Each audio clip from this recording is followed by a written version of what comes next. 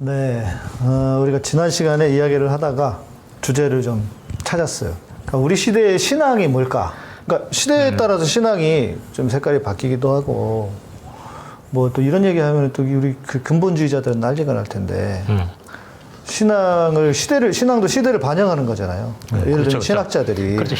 그 현장의 사람들과 함께 해야 되니까. 그 신학자들이 예를 들어서 어떤 그 시대의 주장을 할 때는 그 시대가 어떤 시대였기 때문에 주장을 하는 것인데, 지금 우리가 봐서는 그 시대를 보지 않고 그런 주장을 했다고 그냥 무조건 매도해버리고 나쁘다고 잘못했다고 이야기를.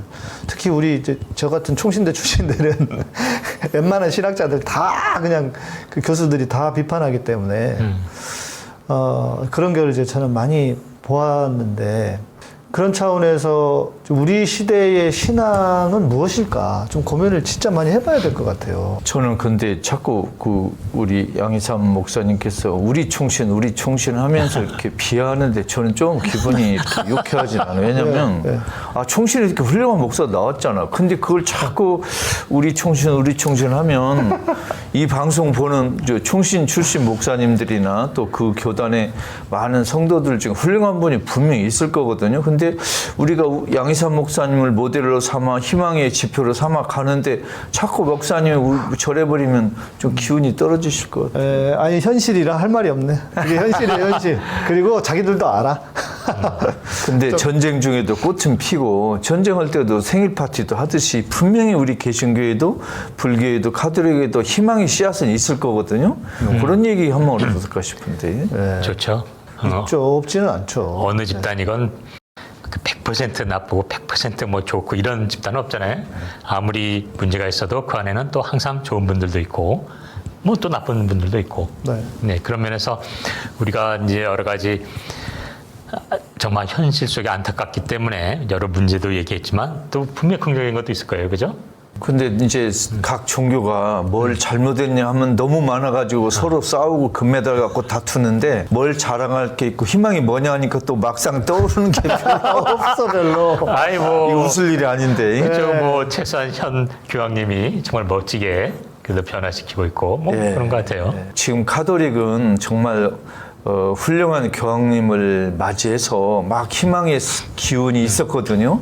근데 그 희망의 기운이 이제는 예외적인 그런 기대에서 이제는 또 평상적인 일이 되니까 약간 그 기대가 식은 것 같기도 하고 이 기대를 제도화하는데 조금 기대만큼 잘 안 되는 것 같기도 하고 특히 우리 한국 카톨릭은 많이 이렇게 좀 이렇게 추락하는 것 같은 기운이 있어서 좀 울적하긴 합니다, 사실.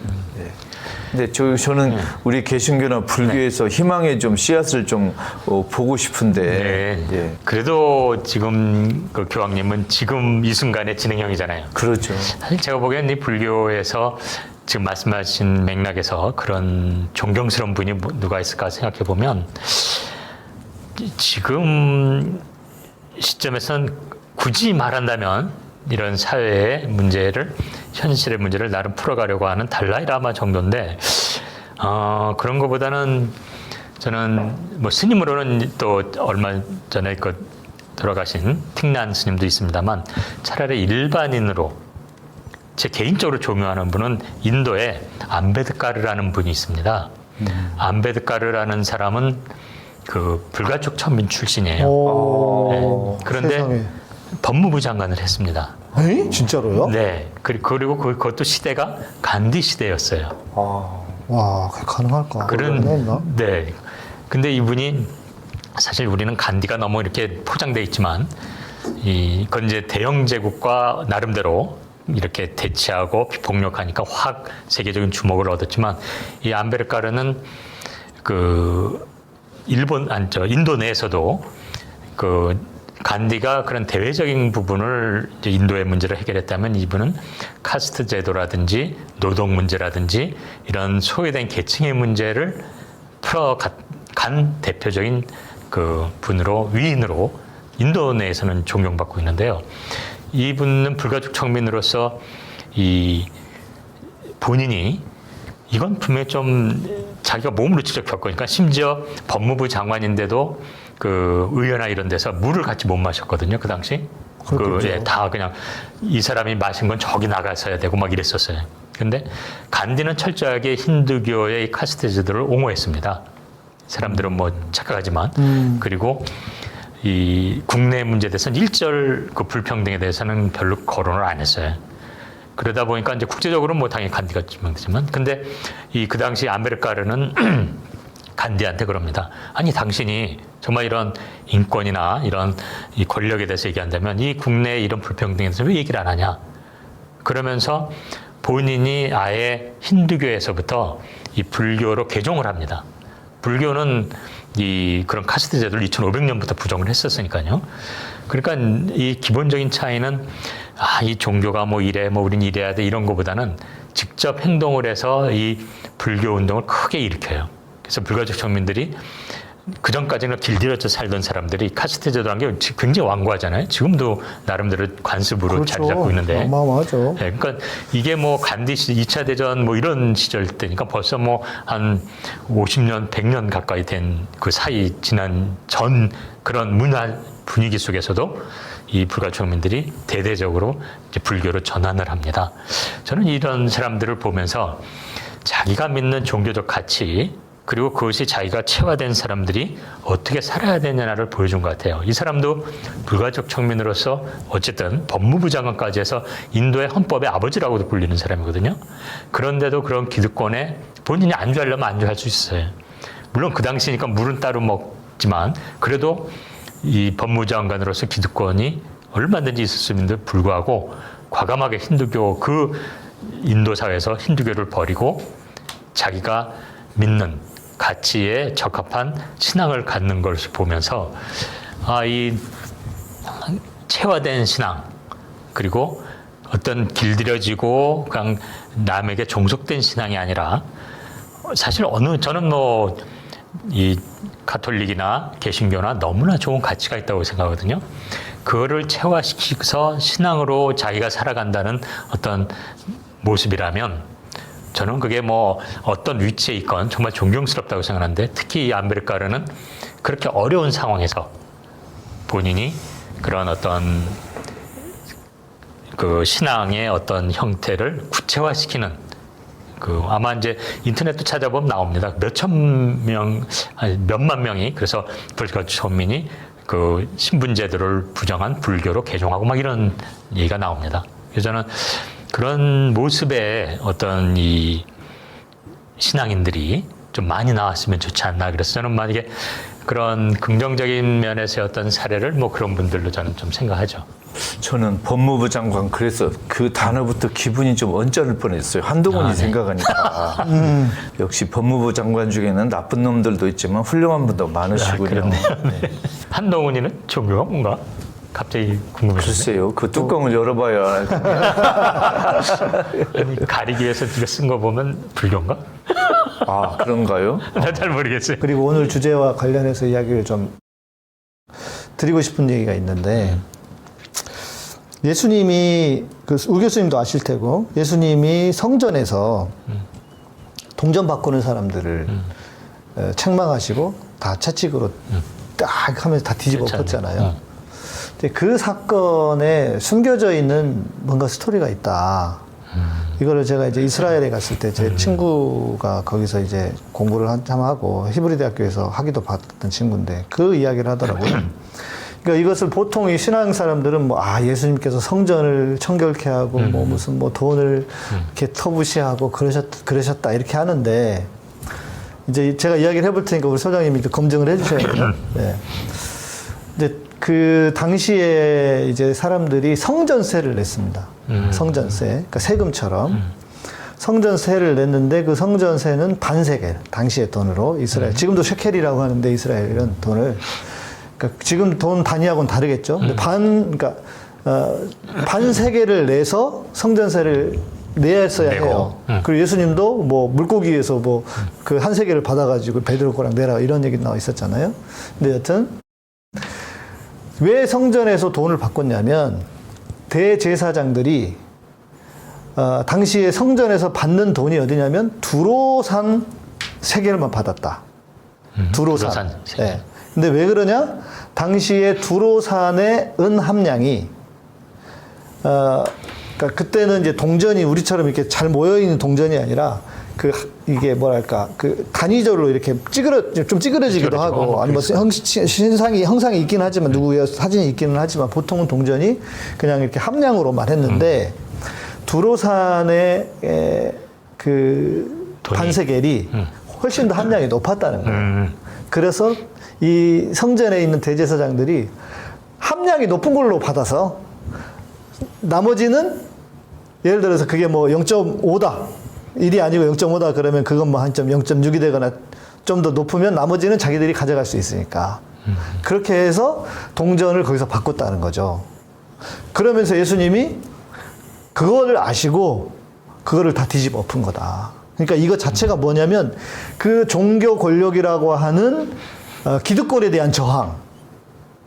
그래서 그 뒤에 요한복음 2장인가 나오는데 3장에 막 넘어가면 거기에 뭐가 나오냐면 다음에 바로 니고데모라고 하는 사람이 나오거든요. 니고데모는 그 사내들인 공회라고 해서 당시에 그 그러니까 종교적인 재판을 하던 그러니까 되게 높은 사람 중에 기득권 중에 한 명이었단 말이에요. 니고데모도. 근데 그 밤중에 찾아옵니다. 예수님을. 그러면서 내가 어떻게 뭐 영생을 얻으니까 막 이렇게 그런 거 관련해서 얘기를 하는데 왜 니고데모가 찾아왔느냐? 니고데모는 그가 바리새인이어서 사두개인은 아니니까 뭐 성전에 관련한 건 몰랐겠지만 바리새인이니까 그런 시스템을 그 상황을 알고 있어서 야 이거는 진짜 소위 말하는 종교 권력에 저항한 그래서 예수님을 진짜 메시아로 알고 자기가 위치는 있으니까 낮에 찾아올 수는 없고 밤중에 남들이 눈이 안 뜰 때 찾아왔다. 이제 요게 그 내용의 스토리거든요. 그런 기록이 다 있는 거예요. 그러니까 기록도 있죠. 그러니까 그 이야기 신학자들은 그러니까 성경에는 그 배경은 나오지 않고 성경의 배경이 나오지 않는데 이제 신학자들이 연구를 해서 찾아낸 이야기란 말이죠. 신학자들이 찾아낸 문헌이 있는 거네요. 그러겠죠. 네, 그거는 당연히. 그럼 뭐 문헌이 있으면. 그래서 그 주장을 하는데 제가 이제 그 이야기를 제가 저희 페이스북 페이지가 그때 한 15,000명까지 됐어가지고 거기에 이제 올렸어요. 어떤 신학생 하나가 뭐라고 글을 올렸냐면 이런 거야말로 신앙을 교묘하게 왜곡하는 거다. 예수님은 우리가 구원을 위해, 우리가 받을 구원 얻을 우리, 구원받기 위해서, 구원을 이루시게 하기 위해서, 우리가 구원받게 하기 위해서 이미 오셨지, 무슨 사회적인 문제로 거기다 대놓고 싸운 거냐. 이거야말로 아주 교묘하게 복음을 왜곡하는 거다. 이러면서 내가 도대체 어떤 놈이야 찾아가 봤더니 신학생이더라고. 정신? 모르겠어요. 우리 총신? 모르겠어요. 총신은 아니었던 것 같아. 그랬으면 내가 이렇게 했을 텐데, 그건 아니었던 걸 보면은, 그러니까 책 한 권 읽은 놈이 제일 무섭다고. 그러니까 저는 그걸 보면서도 신앙이라고 하는 것은 예수님이 십자가를 지신 이유가 신앙적으로 보면은 우리의 구원을 위해서 그건 당연한 거지만 사회적인 관점에서 보면 이건 기득권의 저항이라면 거대한 종교 권력의 저항이란 말이에요. 그러니까 예수님은 제가 볼 때는 죽을 줄 알았어. 이미 죽을 줄 알았어. 죽을 짓을 한 거예요. 그렇죠. 그 죽을 짓도 하고 죽을 줄도 알았던 것 같아. 맞아요. 네. 그 지난 우리 노무현 대통령 서거했을 때 이건 제 후배인데 제 1년 후배가 예수님 이야기를 썼어요. 자기가 예수님도 자기가 죽을 줄 알고 향한 거기 때문에 자기도 예수님도 자살한 것과 다를 바 없다. 그러면서 이제 노무현 대통령 두둔하는 글을 썼다. 또 난리가 났지. 네? 아무튼 저는 그런 관점으로 본단 말이에요. 이전에는 저도 개인의 구원이 중요하다. 주로 거기에 많이 머물러 있고 이거는 조금 있었던 사람이라면 저는 지금 우리 시대의 신앙은 보니까 다른 게 아니다. 기득권에 저항하지 않는 사람들은 신앙이 아니다. 그 종교 권력이든 정치 권력이든 정치 권력 중에서도 어떤 우리의 불이한 기득권을 업은 그런 정치 권력들 있잖아요. 지금 정치 권력 같은 윤석열 같은 인간들 이런 인간들에게 저항하지 않는 신앙은 신앙이 아니다. 저는 이렇게 정의가 돼요. 100% 공감합니다. 목사님은 저거 뭐가 지금 뒤집어진 것 같아요. 왜? 목사님 해방신학자고 제가 총신 출신인 것 같아요. 근데 정말 우리 존경하는 양희삼 목사님 계시가 놀라는 게 몇 개 있어요. 너무 마음을 열어놔가지고 정말 새로운 생각, 이런 생각에 이렇게 이 마음을 열어놓는 그 정도가 너무 커서 정말 빨리빨리 받아들이거든요. 놀랐어요. 예를 들면 아까 그 목사님 하신 이야기 중에 이제 그 예수가 거기 성전에서 저항을 했는데 말하자면 예수는 예루살렘 성전에 그 유다교 지배층 사제들이 성전 세금이라는 걸 이용해서 환 차익을 노렸어요. 그렇죠, 맞아요. 요새 말로면 그렇네. 환율 차익을 노리고 하는 짓에 대해 저항을 했거든요. 네. 그리고 이제 성전 세금은 의무 세계라기보다는 자발적인 세금이었어요. 아, 자발적인 거. 예, 이게 안 내도 괜찮아요. 근데 이제 해외에 있는 이스라엘 밖에 있는 유다인들도 그 예루살렘의 성전 세금을 내는데 로마 그 군대가 막진 않았어요. 허용해 줬어요. 이게 사실 이스라엘 밖에 유다인들이 이스라엘 안에 있는 예루살렘 성전으로 그 세금을 주는 것은 요새 말로 국부 유출이에요. 그러네요. 이게 자금을 외국으로 빼돌린 그렇네. 거거든요. 근데 그건 허용해 줬어요. 종교적인 문제이기 때문에. 예. 예. 그런데 이제 예수는 이 환차익을 노리는 유다교 사제들의 그 나쁜 짓에 대해서 혼을 낸 거죠. 이제 그 분명히 이건 정치적인 메시지가 있죠, 당연히. 그래서 우리 목사님께서는 기득권에 저항하는 것이 이제 우리 시대의 믿음이다 그랬는데 정말 100% 타당한 얘기고 제가 쓰는 언어로 좀 표현하고 바꾼다면 기득권에 저항은 곧 악마의 세력과 싸우는 거다 이렇게 그렇죠. 표현하고 싶어요. 네. 근데 이걸 우리 그리스도교의 종교적 용어로 말하면 십자가라는 뜻 같아요. 그러니까 우리가 우리 보통 언어 습관에 동전의 양면이다 이런 말 많이 하잖아요. 네. 응? 예를 들면 우희정 교수님과 사모님은 동전의 양면이다. 둘이 한 몸이고 이렇게 붙어 있고 서로가 없으면 서로가 이해가 안 돼. 동전의 양면 좀 안 좋을 때 쓰는 거 아니에요? 아 그런가?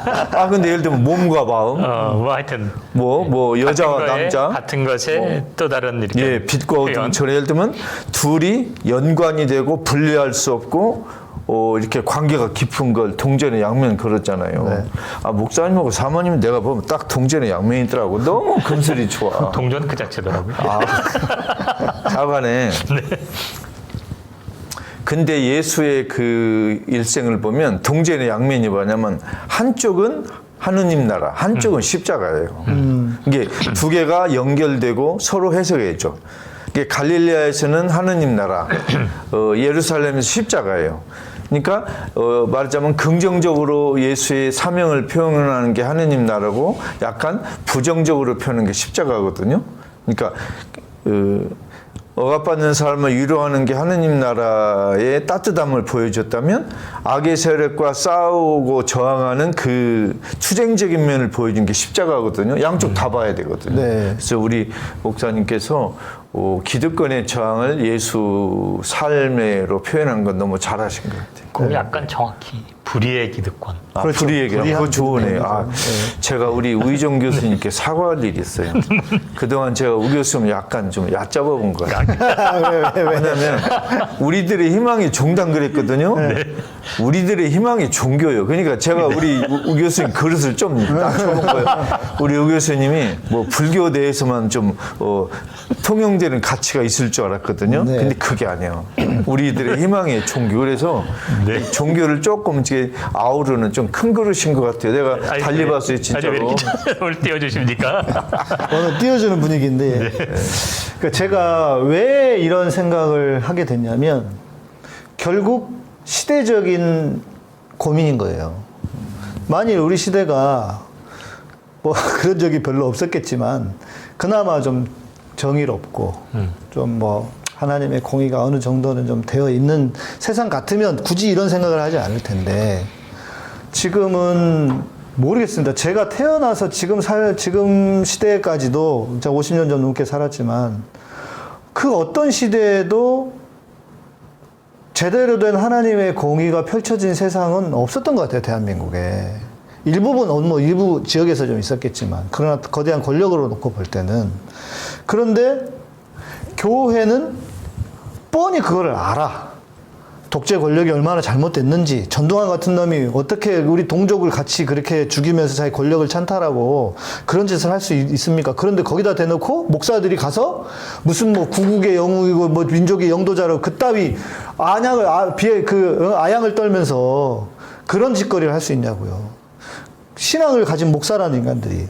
그런데 그것이 계속 공고화되면서 교회가 너무 지금은 이렇게 교회 다니는 사람들은 저는 소장님도 그러시지만 일단은 좀 피해요. 저 사람이 정상일까? 제대로 선 놈일까? 일단은 피하고 시작해 저는. 네. 그런 편인데 그렇게 만들어 버렸단 말이에요. 그러니까 기득권, 불의한 기득권의 편에 서도록 교회가 만들어 버려서 이거를 돌아보면서 진짜 신앙이 뭘까? 내가 개인적인 하나님과의 친밀감, 뭐 구원의 기쁨, 뭐 살아가는 기쁨을 갖는 것도 한 축으로 중요한 축이지만 하나는 진짜 불의한 기득권과 싸우지 않으면 이건 신앙이라고 할 수가 없다. 그러니까 이런 지금 우리 시대에 대한 고민 때문에 나온 거예요. 제가 처음부터 이렇게 처음부터 좀 그러긴 했지만 그때는 제가 숨겨두고 있었지만 그러나 진짜 이거는 제가 더 구체적으로 말할 수 있게 되는 것 같아요. 우리 양 목사님을 제가 안 지가 몇 년 됐는데 참 놀라운 경험이 있어요. 뭐냐면 사실 예수님도 본인의 생각을 계속 바꿨거든요. 살아가면서 변화죠. 전환이. 그렇죠. 근데 우리 양 목사님도 갈수록 오른쪽에서 왼쪽으로 기울어 가요. 변덕쟁이네. 아니 근데 그 우리 좋은 변덕쟁이네 근데. 김영 교수님의 노자 강의 보면 훌륭한 분은 왼쪽을 보고 살더라고요. 그래서 좌파들이 훌륭한 거예요. 이제 왼쪽에 앉았나 봐요. 아 맞습니다. 그래서 사회상으로 옛날에 보면 제가 왼쪽이에요. 중국에서도 문관들은 왼쪽에 서요. 칼 쓰는 무관들 오른쪽에 서고. 그래서 항상 왼쪽이 태양을 보고 동쪽을 본다고 그래서 우선이었어요. 중국에서도. 네. 그래서 좌파가 우선이에요. 성을 바꿔야 되겠네. 어떻게요? 우신데. 좌이정으로. 승을 갈아버리세요. 좌이정으로. 참 그런 게 있네요. 그러니. 저는 뭐 지금 말씀해 주신 것처럼 불교도 어떻게 보면은 지금 계속 말씀해 주신 이런 맥락의 삶을 살아라고 강요하는 거거든요. 원래 불교 신앙이. 그렇죠. 그러니까는 뭐 가장 부처의 깨달음을 가장 정확하게 표현했던 게 화엄경인데, 네. 화엄경의 가장 백미라고 하는 이제 보온 행원품이라는 데 보면 중생의 모든 아픔을 내가 대신 지고 그들 그 삶을 살겠다 이런 거거든요. 그렇다면은 이 세상 사람들 물론 뭐 여기 뭐 생태계까지 다 생명 다 들어가긴 합니다만 좀 얘기를 좁혀 말하면 우리 사회에서 고통을 불러일으키는 것은 정당한 공의로운 기득권이 아니라 불이라는 것 자체가 이미 사람들을 괴롭히는 거잖아요. 네. 그러면 이 불교의 가르침은 기본적으로 너의 어떤 존재 이유가 그러한 잘못된 권력을 바로잡는 데 있는 거다라는 가르침이거든요. 그렇죠. 그게 이제 곧 진정한 비폭력이라고 말하는 건데 왜냐하면 이렇게 왜곡된 관계로 다 설명하니까 불교는 네네. 이걸 왜곡되고 단절한 게 폭력이거든요. 그럼 그걸 바로잡는 게 비폭력이지 뭐 총칼 안 드는 수준의 비폭력을 더 뛰어넘어요. 그래서 너는 왜 불교에서 생명을 강조하고 비폭력을 강조하냐면 결국 그런 관계성인데 그렇다면 불의의 이 권력에 대해서 사람들에게 고통을 주는 이걸 바로잡는 게 너의 존재의 의미다라고까지 얘기하는 겁니다. 네. 그런데 무슨 산속에 들어가고 무슨 이상한 데 들어가서 그러니까. 선방에 들어가 이게 난 진짜 너무 원래 가르침을 왜곡시키는 게 제대로 산다면 당장 촛불 현장에 나가고 저 윤석열에 대해서 한마디 하고 근데 행동해야 교수님 되는 그게 거죠. 조계종만 그런 게 아니잖아요. 이 세계적으로도 그런 아니요. 선하는 종교 있지 않습니까? 아니 그렇죠. 근데 거기서 말하는 게 그래서 참여불교라는 게 있습니다. 참여불교, 인게이지드 부디즘. 이게 이제 아까 말한 그 틱난 스님이나 더 이런 사람들이 하는 거고 아까 말한 안베르까르라든지 이런 사람들이 그 전통이 인도에 내려오고 있는데요. 참여불교. 네. 현장에 참여하는 겁니다. 그래서 이제 월남 전쟁 때 이 전쟁을 빨리 멈춰라 그러면서 이제 특광뚝 스님 같은 분은 분신을 하거든요. 소신공양을. 이 기자들 다 모아놓고 이런 게 이제 참여 불교죠. 그래서 이 어떻게 보면 이게 불교의 발전사인데 처음 초기에는 나 개인의 깨달음. 네. 그러다 대승불교가 되면서 선불교처럼 일상의 삶에서 자기의 어떤 깨달음을 이 중생과 함께하는 거. 그러다가 이게 이 2차 세계대전 이후로는 이 불평등한 이 사회에 직접적으로 뛰어들어서 참여해서 하는 형태. 이런 형태의 불교가 지금 그래서 국제적으로는 사실 그 대세죠. 네. 근데 한국 불교만 아주 이상하게 옹고집, 똥꼬집, 보수, 수구 종교가 된 거고요. 오히려 국제적으로 이 서구에서 이제 불교를 많이 좋아하는데 요즘 그 이유는 개인의 명상과 더불어서 그렇게 참여불교의 형태이기 때문에 그렇습니다. 그래서 그 참여불교의 대표적인 승려인 특란 스님이 생불 중에 하나라고 이제 서구사에서 얘기해 주는 것도 그 이유죠. 그래서 국제적인 어떤 불교의 흐름은 철저하게 현장에 참여하는 네. 인게이즈 부디즘이 주류입니다. 지금 명상과 함께 두 축이죠. 그러면 이렇게 훌륭한 가르침을 네. 전해주신 부처님, 또 그 부처님의 뜻을 이렇게 멋지게 해설한 그런 화엄경 같은 경전이 있는데, 그러면 스님들은 지금 뭐하고 자빠져 있는 거예요? 뭐 팔아먹고 화엄경이 좋죠. 그리고 이제 그러니까 제가 변태불교라고 말한 이유는 분명히 지금의 이 국제적인 흐름도 그렇고 이 가르침이 어떻게 꼽혀야 된다는 게 분명하고 경전도 있는데 자꾸 개인의 깨달음 아주 초기에 뭐 왕도 있고 막 사람 막 노예제도 있고 죽여도 이런 시절에 얘기됐던 형태의 가르침만을 강조하는 거예요. 그래서 개인화시키고 야, 너 개인이 깨달아야지 나쁜 얘기 아무리 그런 거 봐도 나쁜 말을 담으면 안 되는 거야. 옛날엔 그런 얘기 막 목 날라갔으니까 이제 그런 형태가 좀 더 주류를 강조했는데도 그걸 지금도 강조하죠. 아니, 그러니까. 그게 지금 한국 개신교도 똑같단 말이에요.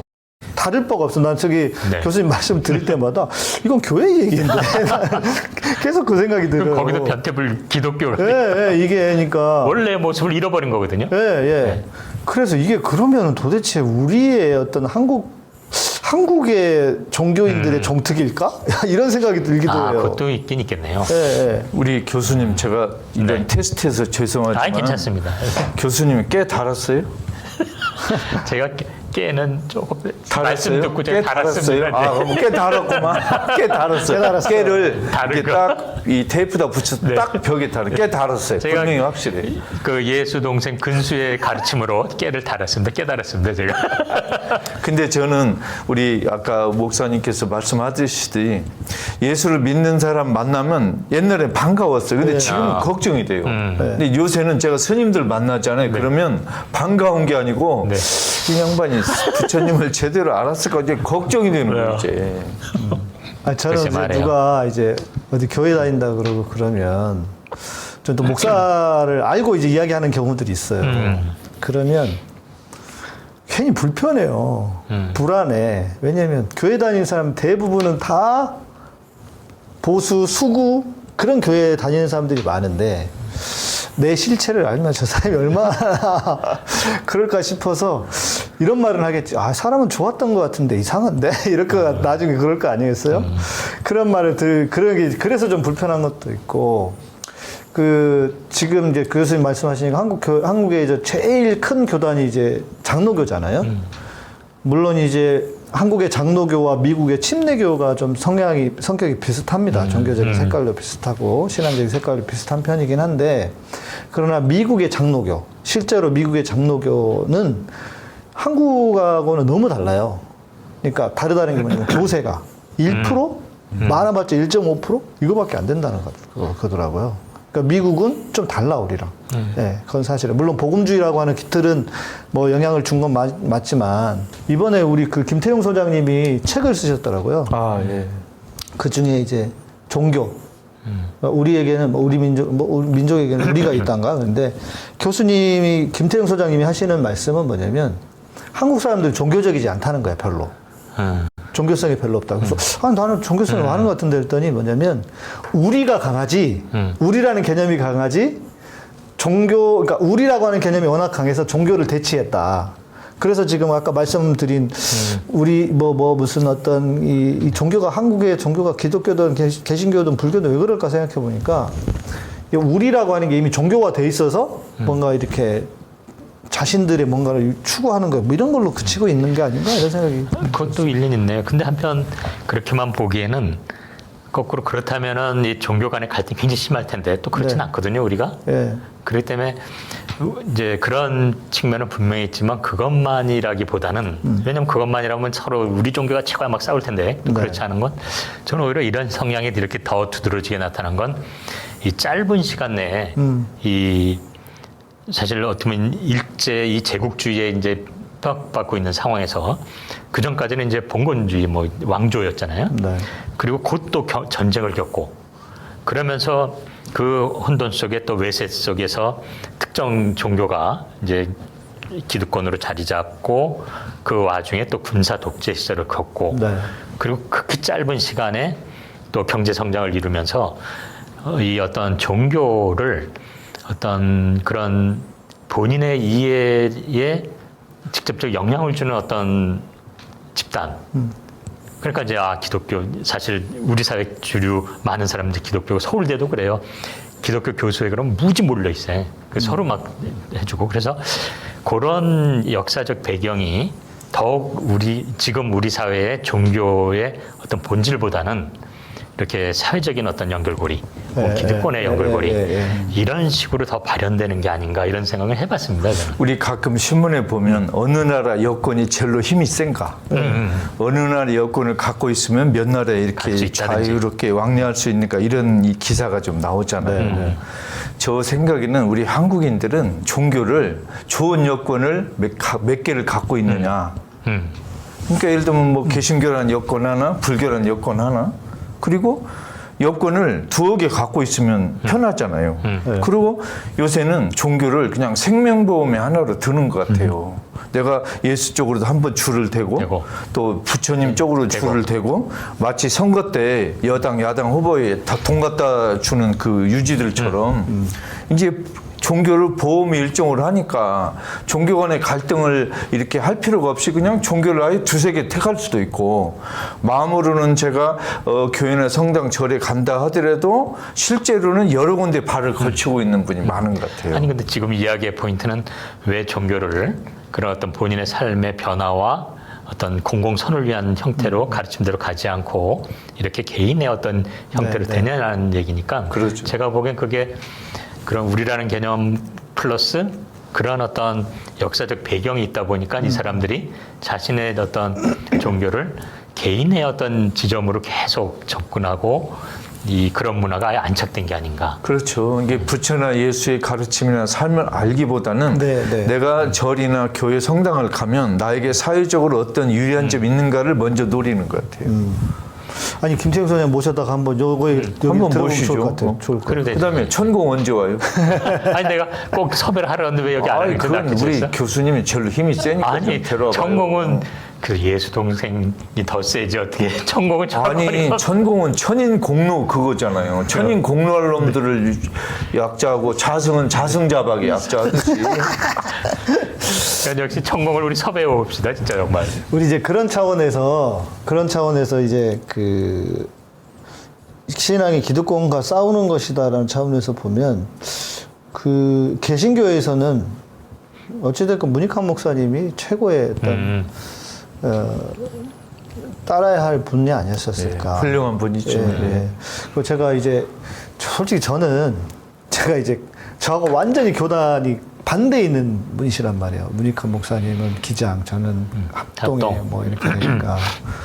그러니까 이제 제가 어렸을 때 자랄 때는 그분은 뭐 북한을 가시는 분이긴 한데 왜 저렇게 무리해서 북한까지 가실까 하는 거 생각하나.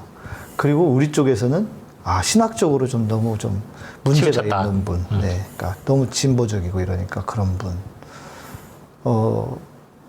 제가 이제 비난을 하진 않았어요. 그런데 저는 실은 문익환 목사님 뵌 적도 없고 나이대도 워낙 차이 나니까요. 근데 좋은 분이시긴 한데 내가 가까이 이렇게 공감하기는 어려운. 가면 이렇게 뭔가 안 될 것 같은 그런 분. 내가 가지고 있는 어떤 교단의 성격상. 근데 지금은 이제 생각이 많이 바뀌었어요. 그리고 이제 제가 방송을 하면서 이제 기장 측의 목사님들하고도 만나고 하는데 그 얘기를 하더라고요. 실제로 문익환 목사님이 엄청난 신학자셨잖아요. 성경을 번역하셨습니다. 그렇죠. 구약 성서. 네, 구약. 그러니까 어마어마하신 분이 성경을 번역했다고 하는 거는 성경 번역에 참여하셨고 그리고 이분들의 영성이 그러니까 문익환 목사님이나 뭐 같이 하셨던 이분들의 영성이 우리는 무슨 뭐 사회운동하고 하면은 맨날 그것만 막 이렇게 막 데모만 하고 그럴 것 같은데 그러지 않으셨다는 거예요.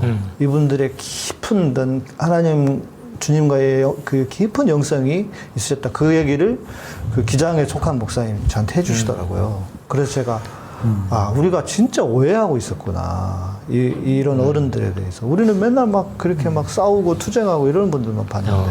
사실 저는 문익환 문동환 목사님이나 우리 카톨릭의 문정현 문규현 신부는 왜 이렇게 문시중 인물이 많지? 아, 그렇네. 그러네. 근데 이 문정현 문규현 신부도 그렇고 우리 문익환 문동환 목사도 그러지만 이렇게 사회운동에 적극 참여하는 이분들이 개인적으로 본인과 하나님과의 그 긴밀한 관계를 굉장히 깊이 생각하고 체화되신 분 같아요. 예, 그러니까요. 예를 들면 저는 우리 최근에 목사님 중에 조원정 목사님, 또 우리 김민웅 목사님, 또 우리 여기 이 자리에 없지만 양희삼 목사님 이런 훌륭한 분들이 있거든요. 근데 네. 그분들을 보면 사회운동, 민주화운동에 가담했지만 개인적으로 그 깊은 신앙심이 있다고 생각해요. 옆에서 보면. 근데 그런 거에서 이렇게 사회운동하는 그 바탕이 아주 이렇게 내면화되어 있다. 굉장히 좋게 보고 있습니다. 그렇죠. 그렇게 종교인이 사회활동하는 거가 아까도 말했지만 종교의 가르침 자체가 사회적인 어떤 맥락에서 펼쳐져야 된다면 종교적인 어떤 이런 걸 가지고 있다는 건 정말 큰 힘이 된다고 저는 생각해요. 그래서 아무리 역경이 있더라도 그런 어떤 사회 활동이 종교적인 어떤 그 신앙에 근본된 사람은 막을 수가 없습니다. 제가 보기에는. 우리 우 교수님도 부처님과 이렇게 인격적인 관계, 이렇게 일심동체인 관계가 남다르신 것 같아요. 네.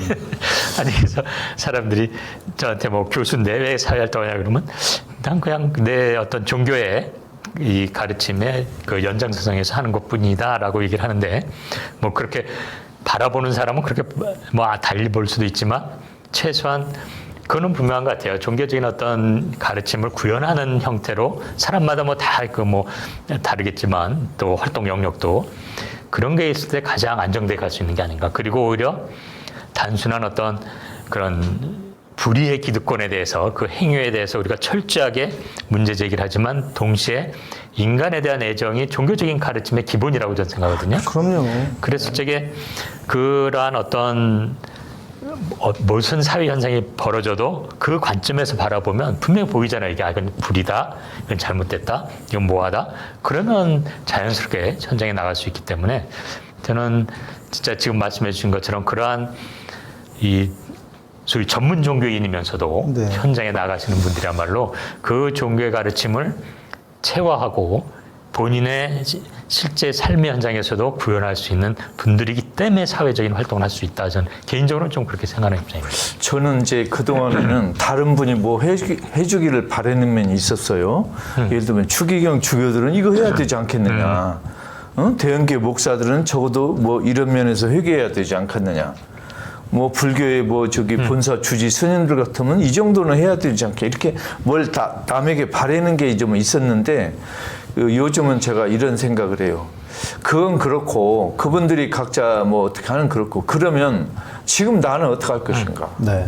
지금 나는 지금 어떻게 할 것인가? 이 질문을 그렇죠. 잊어버리면 안 된다 생각을 하고 김근수인 나는 지금 뭐 해야 되지? 이런 생각을 언제부턴가 놓치지 않게 됐어요. 네.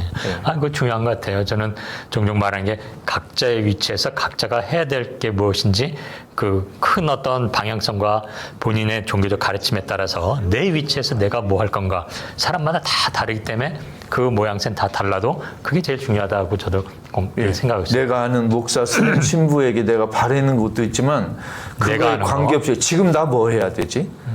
예를 들면 내가 촛불 집회 나가야 되지 말아야 되지? 또 후쿠시마 핵 폐기수 방류를 내가 반대해야 돼, 찬성해야 돼, 구경만 해야 돼, 뭐 이런 질문이 있잖아요. 그렇죠.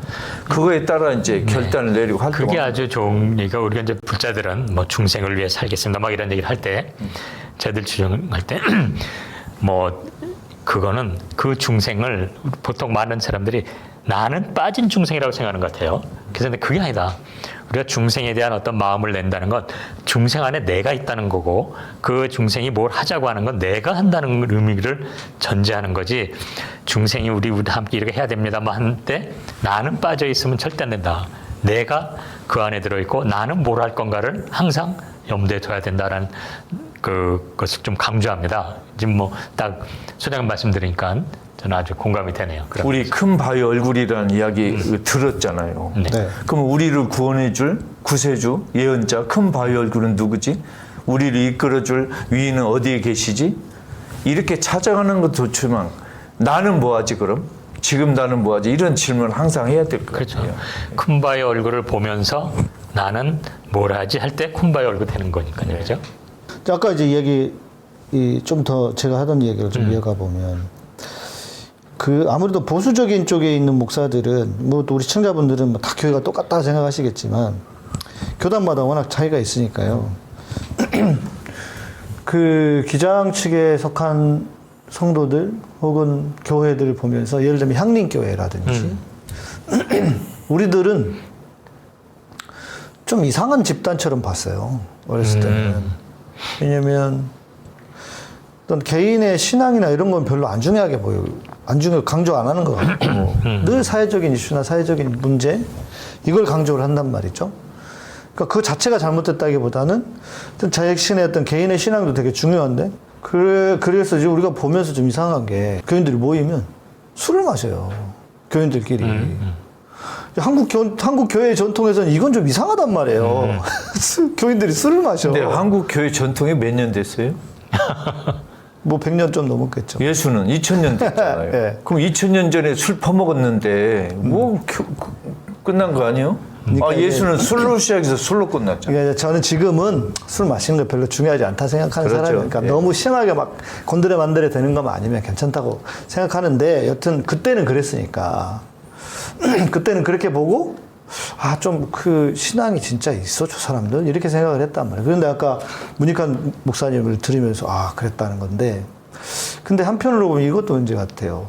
그러니까 우 교수님 말씀해 주셨지만 개인의 신앙과 개인의 신앙 고백이 하나님이 주신 은혜, 주님의 그 가르침을 내가 너무 좋아, 내가 너무 감사해. 그래서 나는 이거를 주님이 그러잖아요. 내 이웃을 내 몸과 같이 사랑하라.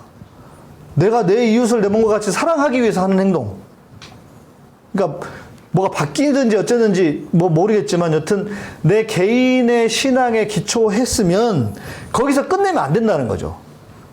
반대로 예를 들어서 뭐 어떤 개인의 영성을 강조하지 않는 것도 저는 우리가 신앙이니까 사회운동을 하는 단체가 아니니까 교회는 그러니까 개인의 어떤 하나님과의 관계를 강조하는 것도 강조하고 거기서 시작해야 되는 것도 저는 필요하다고 보고 그런데 여튼 중요한 것은 우 교수님 보셨던 것처럼 그 사람의 어떤 개인의 영성이 뒷받침이 되어서 사회운동을 하는 거. 이게 진짜 어찌 보면 힘이 있지 않나. 예. 그렇죠. 그리고 제대로 그런 어느 종교건 예. 그러한 가르침에 따라 자기 영성이 본인이 신앙으로 받아들이면 이런 사회적으로 안 나갈 수가 없는 거라는 거죠. 그러니까. 그죠? 네. 저도 지금 그런 거란 말이에요. 저도 진짜 내가 오죽하면 맨날 합동이라고 그러겠어요. 왜냐하면 내 주변에 없어 합동에 진짜. 그리고 기장층 목사님들 이제 많이 만나잖아요. 그러면 나를 무슨 이상한 사람 취급해. 어떻게 총신에서 저런 사람이 나왔나. 이뻐서 그런 거지. 어떻게 이렇게 기특하게 이렇게 여기서 이렇게 진흙밭에서 진주가 나왔냐 이거죠. 여튼 근데 지난번 제 아내가 그랬대잖아요. 기장 목사님 오셔서 막 저에 대해서 물어보니까 제 아내가 그랬대요. 성경에 다 나와 있는데. 정답이 내가 있다. 근데 사모님 같이 훌륭한 분으로 살면 굉장히 솔직히 사모님 죄송해 피곤하시겠어. 이게 다 알아버리니 어떡해요. 그 절대 저는 못 속입니다. 그래요? 근데 아까 우리 목사님이 내 이웃을 내 몸같이 사랑하라 그랬는데 이웃이란 말이 중요하잖아요. 그렇죠. 이웃을 유다인들은 유다인이라고 생각했어요. 그렇죠. 유다인으로만. 그러니까 네 이웃의 이웃이 유다인을 네 몸처럼 게 너는 동족 유다인을 사랑하라 이 뜻이에요. 근데 요새 우리 교회 성당 다니는 사람 이웃은 누구냐면 교회 성당 다니는 사람 이웃이라고 봐요.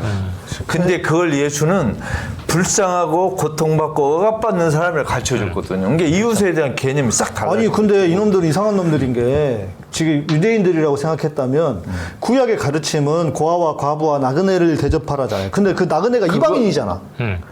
아니 그래도 유대인 나그네만 생각이 나. 나그네는 원래 유다인이 이렇게 나그네 출신이라고 믿었잖아요. 유다인들이. 그러니까 히브리. 우리 조상들이 나그네였는데 우리 동족을 사랑하자 이 사랑하라는 뜻이에요. 의미예요? 이방인이 아니에요? 아니에요. 그거.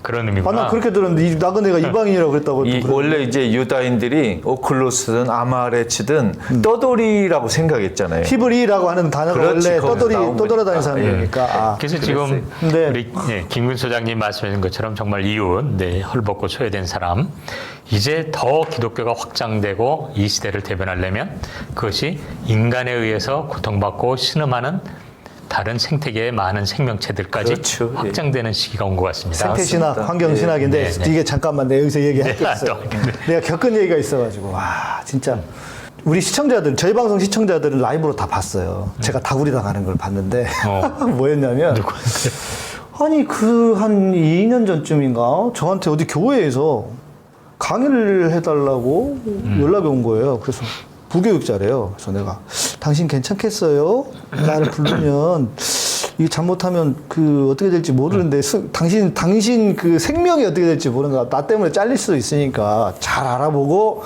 초대를 해라. 제가 그랬어요. 그랬더니 아 자기네 교회는 어떻고 좀 나중에 근데 알고 보니까 점점 말이 바뀌면서 무슨 이상한 극우 어떤 놈하고 토론을 하자는 거야. 내가 토론을 붙이겠다는 저랑 그래서 아니 논리가 없는 놈하고 무슨 토론을 하냐고. 나 그 친구하고는 토론 못 하겠다. 그럼 그거는 논리 없는 놈한테 내가 가가지고 이길 수가 없잖아요. 나는 그건 아닌 것 같고 그랬더니 무슨 교수님이 사회를 보고 제 이야기를 듣는 식으로 하겠다는 거예요. 그래서 가서 이야기를 하고 있는데 이분이 그냥 다 나를 진짜로 이상한 딴 나라에서 온 놈인 것처럼 이렇게 그냥 잡아먹을 듯이 이랬던 것 같아. 나는 그래도 교회니까 뭐 좋은 마음을 갔어요. 예. 무슨 청교도 무슨 모임이야 이 양반들이. 그런데 이야기를 하다 보니까 이상해요. 그래서 내가 처음에 이야기를 했어. 아니 예수님이 내 이웃을 내 몸과 같이 사랑하라고 그러지 않았냐. 그러면 내 주변의 사람이 이웃이지. 그랬더니 그 진행하는 교수님이 하는 말이 뭐냐면 내 이웃이 누구인지를 점검해 봐야 된다는 거야. 바로 그런 얘기를 하는 거예요. 아니, 그래서 내가 또 아니 내 이웃이 내 집에 있는 사람이고 내 주변에 있는 사람이지 무슨 이웃이 누구냐고. 그러니까 너무 황당해가지고 저는 그렇게 질문을 할 거라는 것 자체를 생각을 못했어요. 너무 황당해가지고 선한 사마리아인 얘기를 했어야 되는데 그 얘기도 못하고 왔어 내가. 나중에 내가 바보네 그러고 왔는데 너무 충격을 받았어요. 이웃을 세상에 교회를 다니는 사람, 신앙을 가진 사람만 이웃이라고 생각하는 이런 인간들이 왜 어디냐고요. 이렇게 교회 다니는 사람만 이웃을 생각합니까? 라고 물어보면 그러니까 난 너무 충격을 받았다니까 그때. 네. 너무 충격을 받았어. 진짜 이런 이상한 정신병 환자 같은 집단들이 있구나. 나 목사라고 다 앉아 있는데 저를 계속 공격하듯이 질문을 하는 거예요. 와, 내가 진짜 너무 황당해가지고 이게 기독교의 현 주소구나. 이게 우리 그때 그날 제가 이제 방송에서 제 채널로 중계를 했어요. 댓글에서 난리가 났어. 저것들이 목사라고 수준이 저러니까 한국 교회가 이 모양이지. 그래도 우리 시청자들은 안 그러니까. 그러니까 제가 너무 우리 이쪽에 있는 사람들만 보다가 그런 분들을 보니까 너무 충격을 받았어요. 진짜 이렇게 생각을 하는구나. 그러군요. 네. 저는 오히려 그런 사람 만나면 즐거운데. 그때 내가 너무 순수하게. 나 순진한가 봐요. 진짜. 그게 근데 어떻게 그럴 수가 있어요? 이웃이 어떻게, 그러니까 유대인들이 자기들 유대인들만 이웃이라고 한 것처럼 또 다른 계토를 만들어서 자기들 이웃이 같은 교회를 다니고 같은 신앙을 가진 사람이 그러면 이게 무슨 논리야 이게? 그러면 이제 여기서 우리가 오늘 한국을 생각해가지고 지금 우리에게 이웃은 누구죠? 이런 토론을 하고 잠깐 좀 의견을 모을 필요가 있겠어요. 지금 우리에게 이웃은 누구냐면 윤석열 폐악 정권에 시달리고 신음하는 우리 촛불 시민들이 이웃이잖아요. 그리고 우리 후쿠시마 핵폐수 때문에 가슴앓이하는 우리 한국 국민들, 어민들 이분들이 지금 우리 이웃 아니겠어요? 저는 근데 약간 같은 취지지만 좀 네. 달리 표현하고 있습니다. 아까 양 목사님의 그런 와장창 달라붙은 그 목사들도 전 이웃이라고 생각해요. 또 거꾸로 좀 떼버리시죠.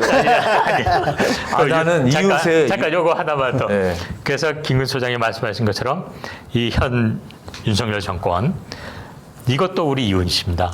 그렇기 때문에 이웃을 사랑하기 때문에 성렬이 하야하고 그냥 퇴출되고 이 후쿠시마 이거 바로 잡아야 되고 그들을 바로 잡아줘야 돼요. 그들이 이웃이거든요. 저는 이렇게 생각합니다. 근데 우리 우이정 교수님이야 저보다 인간적으로 또 이렇게 그릇이 크니까 당연히 이렇게 말하지만 저는 이웃이고 나발이고 윤석열, 김건희, 한동훈은 그냥 멸망해야 돼. 얘들은 나 얘들 위해서 기도 안 해요, 솔직히.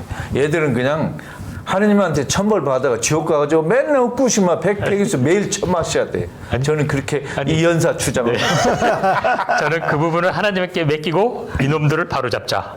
이것이 이웃이다. 이웃의 잘못과 이웃이 나락으로 빠지는 것을 바로 잡아주자. 저는 글쎄 인간은 좀 나락으로 빠졌으면 좋겠어요. 네. 죄송합니다. 이게 우 교수님의 인격인가 불교의 신앙인가 이게 궁금해. 아니 우리 교수님 너무 세상을 좀 기독교 신도로서 말씀해 주세요. 너무 세상을 좀 아름답게 사신 것 같아. 네. 네.